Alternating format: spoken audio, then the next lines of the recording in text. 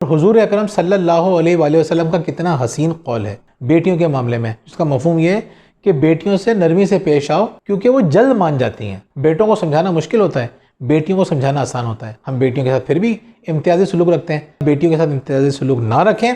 दूसरी बात, बेटों की तरबियत के साथ साथ बेटियों की तरबियत पे भी तवज्जो दें। तीसरी बात जो वालिदैन को ज़हन में रखनी चाहिए वो ये है कि अपनी तरबियत से भी गाफिल ना हो। माँ बाप मुसलसल अपने आप को अपग्रेड कर रहे होते हैं, चाहे वो तालीम याफ्ता हो या तालीम याफ्ता ना हो। इस दौर में वो फ़र्क मिट चुका है। आप यूट्यूब वीडियो लगाइए, कितने सारे लोग ऐसे हैं जो पॉजिटिव काम कर रहे हैं, ढूंढिए उनको, उनकी वीडियोस देखिए। तालीम नहीं है ना आपके पास, कोई बात नहीं, इतने अच्छे अच्छे लोग हैं जो सोसाइटी को पॉजिटिव बनाने में, अच्छा बनाने में अपना किरदार अदा कर रहे हैं। आप उनकी वीडियोस देखिए, उनकी वीडियोस शेयर कीजिए, उनकी बातों पर अमल करने की कोशिश कीजिए। और वालिदैन ऐसा कर रहे हैं बहुत सारे।